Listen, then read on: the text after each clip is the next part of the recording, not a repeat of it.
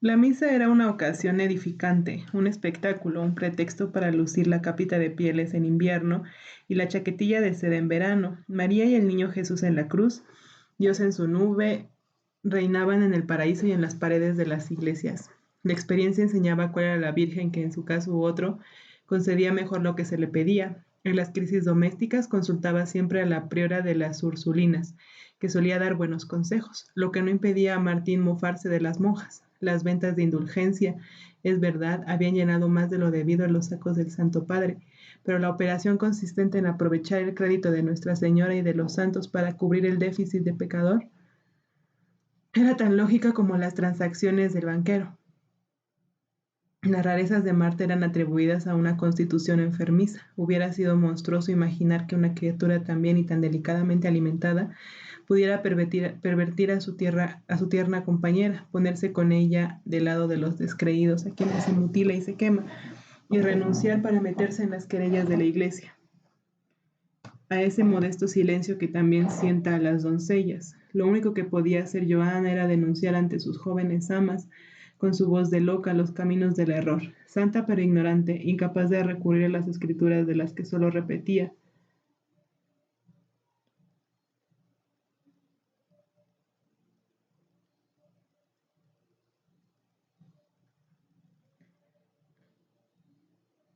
Santa pero ignorante, incapaz de recurrir a las escrituras de las que solo repetía en su jerga neerlandesa unos cuantos fragmentos aprendidos de memoria. No era cosa suya mostrar el buen camino. En cuanto a la educación liberal que les había procurado Martín, desarrolló su inteligencia.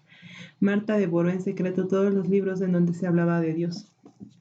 Perdida por el bosque de las sectas, aterrorizada al verse sin guía, la hija de Simon tenía miedo de renunciar a los viejos errores en favor de otro error.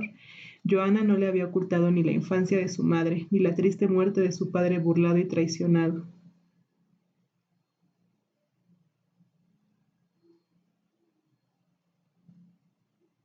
La huérfana sabía que sus padres, aún volviendo la espalda a las aberraciones romanas, no habían hecho más que adentrarse por un camino que no llevaba al cielo. Aquella virgen bien custodiada, que nunca bajaba a la calle a no ser escoltada por una sirvienta, temblaba ante la idea de ir a engrosar las filas de los quejosos exiliados y de los miserables extáticos que merodeaban de ciudad en ciudad, infamados por la gente de bien y que acababan en la paja de los calabozos y de la hoguera. La idolatría era Caribdis, mas la rebelión, la miseria, el peligro y la abyección eran Escila. Prudentemente el piadoso CBD la sacó de aquel callejón sin salida, un escrito de Juan Calvino, que el circunspecto suizo le prestó su promesa de guardar el secreto, leído por la noche a la luz de una vela, con tantas precauciones como otras muchachas ponen en descifrar un mensaje de amor. Aportó a la hija de Simon la imagen de una fe limpia de todo error, exenta de toda debilidad, estricta en su libertad misma, de una rebelión transformada en ley, de creer al empleado. La pureza evangélica iba de par en Ginebra con la prudencia y templanza burguesas. Los bailarines que brincaban como paganos detrás de las puertas cerradas, los glotones arrapiesos, los glotones arrapiesos que chupaban impudentemente azúcar y golosinas durante la predicación eran azotados hasta hacerles sangrar, los disidentes expulsados, los jugadores y los libertinos castigados con la muerte, los ateos destinados a la hoguera, lejos de ceder a los impulsos lascivos de su sangre, como el grueso Lutero que contrajo nuevas nupcias con una monja nada más dejar el claustro. El laico Calvino había esperado mucho tiempo antes de contraer con una viuda el más casto de los matrimonios. En lugar de engordar a la mesa de los príncipes, Messe Jean sorprendía con su frugalidad a sus anfitriones de la Rue de Chanoines. Su comida habitual consistía, como en el Evangelio, en pan y peces.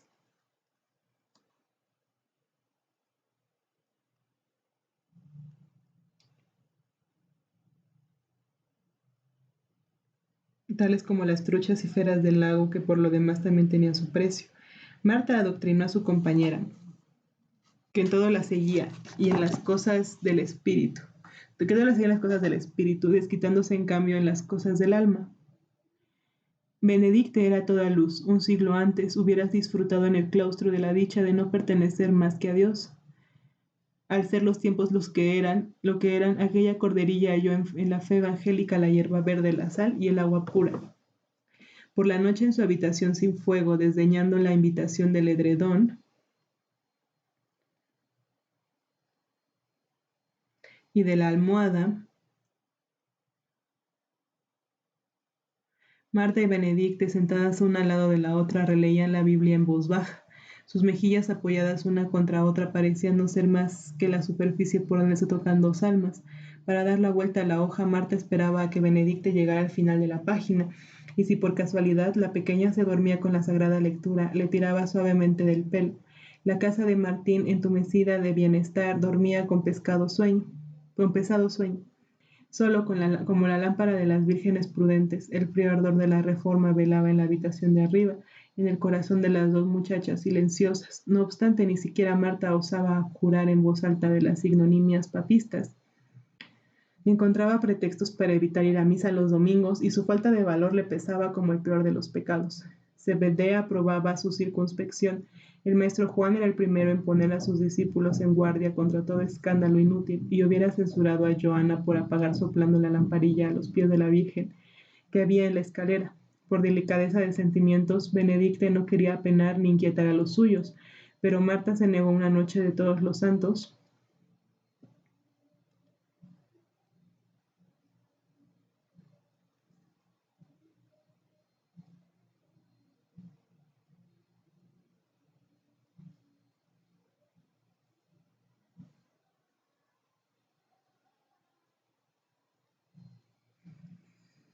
Pero Marta se negó una noche de todos los santos a rezar por el alma de su padre, que donde quiera que estuviese no necesitaba ya de sus Aves Marías. Tanta dureza consternó a Salomé, que no comprendía cómo podía negársele al pobre muerto el óvulo de una oración. De muy antiguo, Martín y su mujer se proponían unir a su hija con el heredero de los Ligre. Charlaban de ello en la cama, acostados tranquilamente entre sábanas bordadas.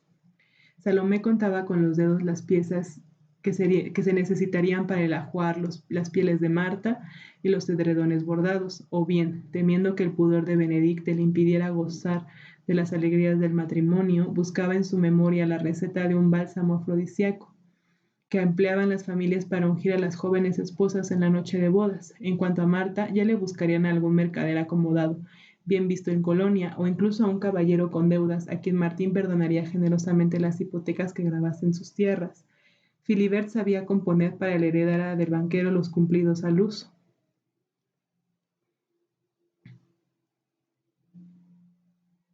Pero las primas llevaban los mismos gorros y los mismos atavíos y él solía confundirse. Benedicte parecía disfrutar provocando con picardía aquellas confusiones. Él acababa por lanzar exabruptos en voz alta. La hija valía su peso en oro y la sobrina todo lo más, un puñado de florines. Cuando se hubo formalizado casi del todo el contrato, Martín llamó a su hija a su despacho para fijar la fecha de la boda. Ni alegre ni triste, Benedicte cortó en seco los abrazos y efusiones de su madre. Subió a su cuarto y se puso a coser con Marta. La huérfana habló de huir. Puede que algún barquero consintiera en llevarlas hasta Basilea, en donde los buenos cristianos las ayudarían sin duda a franquear la etapa siguiente. Benedicte volcó encima de la mesa la arena de la escribanía y empezó a dibujar en ella pensativamente con el dedo en surco de un río.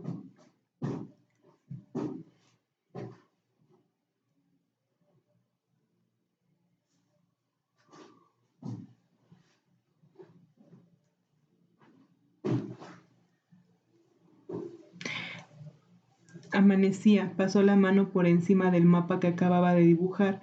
Cuando la arena estuvo de nuevo lista sobre la superficie, la prometida de Philibert se levantó suspirando. No tengo fuerzas para eso, dijo. Entonces Marta ya no le propuso que huyeran, limitándose a mostrarle con la punta del dedo el versículo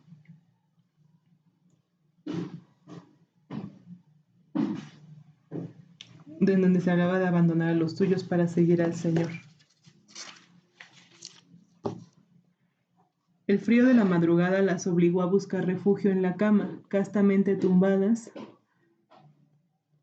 una en brazos de la otra, se consolaban mezclando sus lágrimas. Después, como su juventud era más fuerte que el dolor, Se burlaron de los ojillos y de las gruesas mejillas del novio. Los pretendientes que le ofrecían a Marta no valían mucho más. Benedicte la hizo reír describiendo al mercader un poco calvo.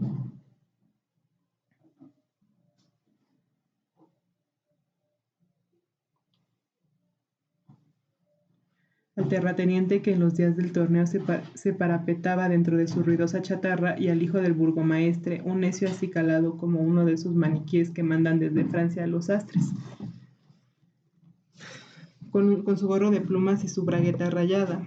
Marta soñó aquella noche con Filibert, aquel saduceo, aquella malecita de corazón incircunciso. Se llevaba a Benedicte dentro de una caja que bogaba sola por el Rin.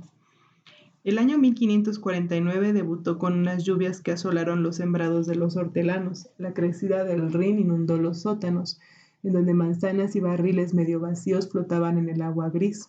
En mayo, las fresas aún verdes se pudrieron en el bosque, y las cerezas en los huertos. Martín mandó distribuir sopa a los pobres bajo los soportales de Saint-Geron. La caridad cristiana y el miedo a los motines inspiraron esa especie de limosnas a los burgueses, pero estos males no fueron más que los precursores de otras calamidades mucho más terribles. La peste, procedente de Oriente, entró en Alemania por la Bohemia, viajaba sin apresurarse, al toque de las campanas, como una emperatriz, inclinada sobre el vaso del bebedor, apagando la vela del sabio sentado entre sus libros, ayudando a misa junto al sacerdote, escondida como una pulga en la camisa de las mujeres de vida alegre. La peste aportaba a la vida de todos un elemento de insólita igualdad, un áspero y peligroso fermento de aventura. Las campanas que tocaban a muerto difundían por el aire un insistente rumor de fiesta negra. Los papanatas que se reunían en torno a los campanarios no se cansaban de mirar allá en lo alto la silueta del hombre que las hacía sonar, tan pronto en cuclillas como colgado con todo su peso del enorme badajo. Las iglesias no paraban de trabajar, las tabernas tampoco. Martín se atrincheró en su despacho como lo hubiera hecho ante la visita de unos ladrones.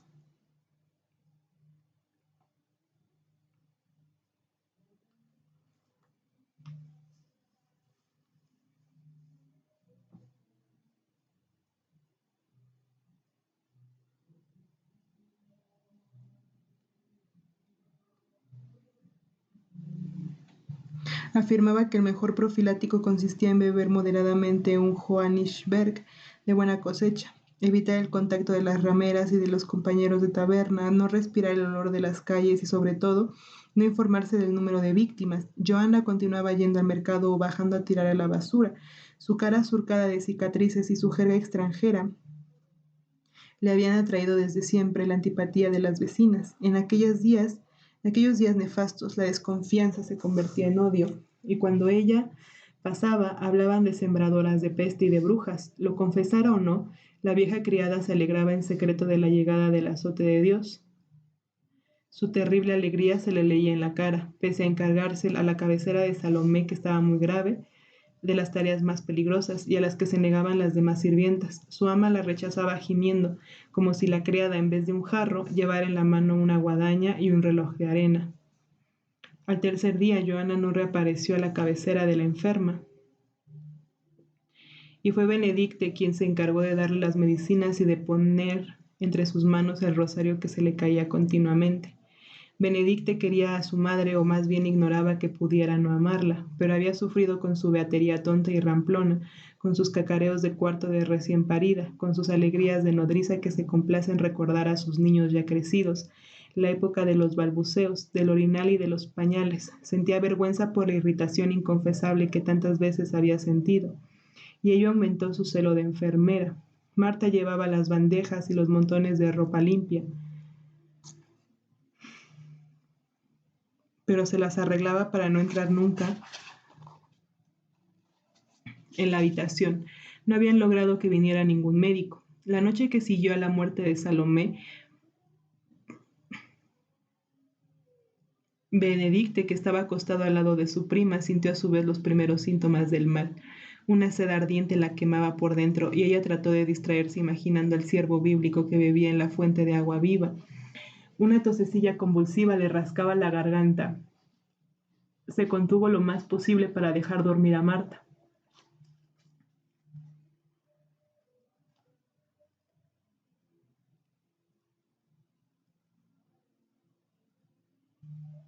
Flotaba ya, con las manos juntas, dispuesta a escaparse de la cama con dosel para subir al gran paraíso claro en donde se hallaba Dios. Los cánticos evangélicos estaban olvidados, el rostro amigo de las santas reaparecía por entre las cortinas. María en lo alto del cielo tendía los brazos entre pliegues de color azul, ademán que imitaba al hermoso niño mofletudo de deditos de color de rosa. En silencio, Benedicte deploraba sus pecados, una pelea con Joana por una cofia rota.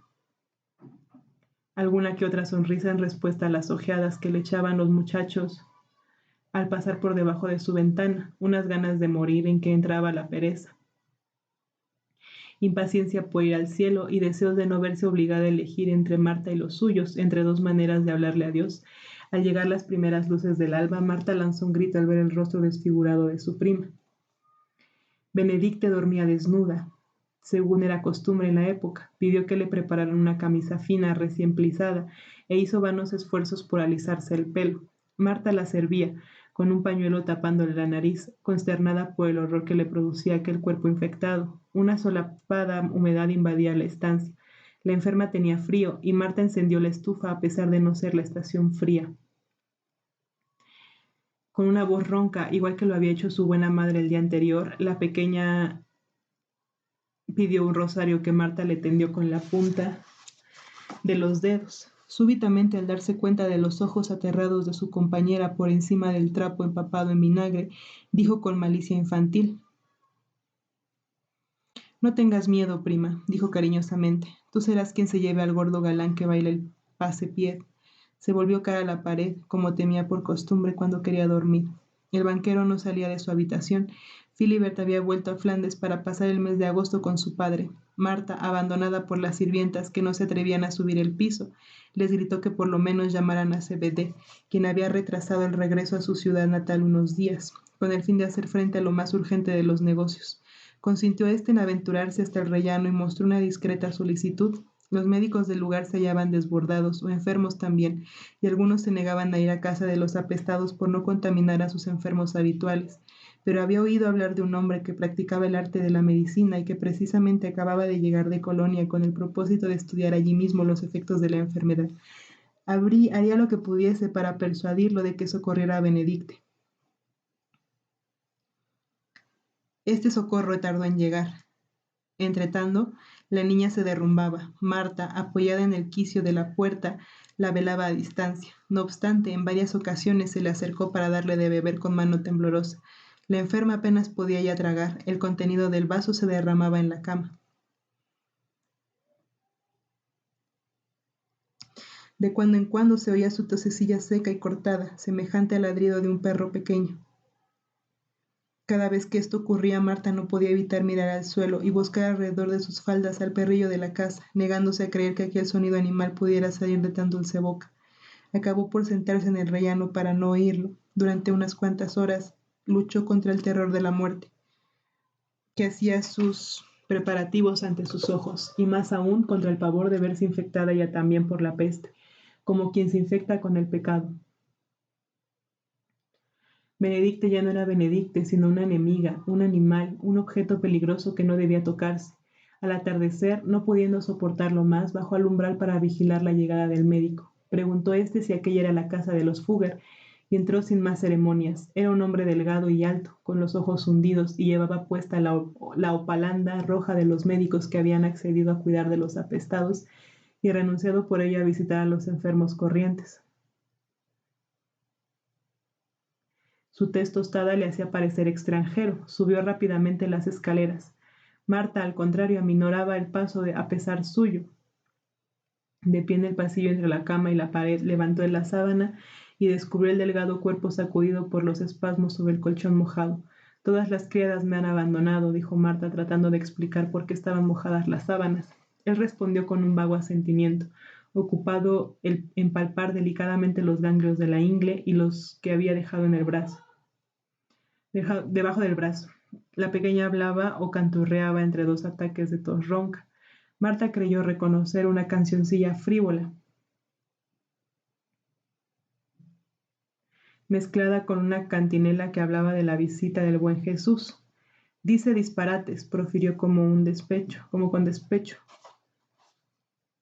Oh, es natural, repuso él distraídamente. El hombre vestido de rojo tapó a Benedicte con la sábana y le tomó el pulso en la muñeca y en el cuello, como si cumpliera una obligación.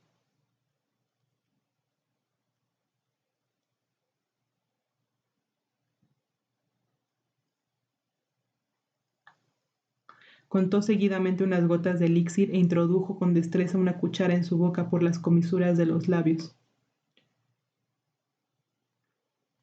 No os esforcéis por tener valor, amonestó él al darse cuenta de que Marta sostenía con repugnancia la nuca de la enfermera. No es necesario que en estos momentos le sostengáis la cabeza o las manos. Le limpió de los labios un poco de saniez rojizo con unas hilas que después arrojó a la estufa. La cuchara y los guantes que había utilizado siguieron el mismo camino. ¿No vais a pincharle los bultos? Inquirió Marta, temiendo que el médico omitiera por prisa los cuidados necesarios y tratando sobre todo de retenerlo junto a la cama. No, contestó él a media voz. Los vasos linfáticos apenas están hinchados y ella morirá antes de que se inflamen más. Non es medicamentum. La fuerza vital de vuestra hermana está en su punto más bajo. No podemos hacer más que aliviarle sus dolores.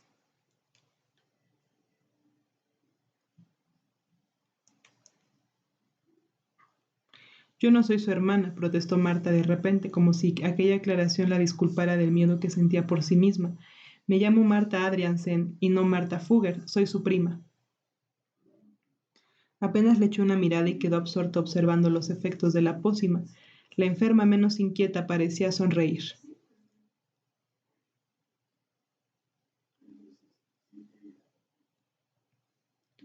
Midió por la noche una segunda dosis de elixir. La presencia de aquel hombre que sin embargo nada prometía, transformaba en una habitación ordinaria lo que para Marta había sido desde el amanecer un lugar de espanto. Una vez en la escalera el médico se quitó la mascarilla que había utilizado para ver a la enferma, como era obligatorio. Marta lo siguió hasta el pie de la escalera.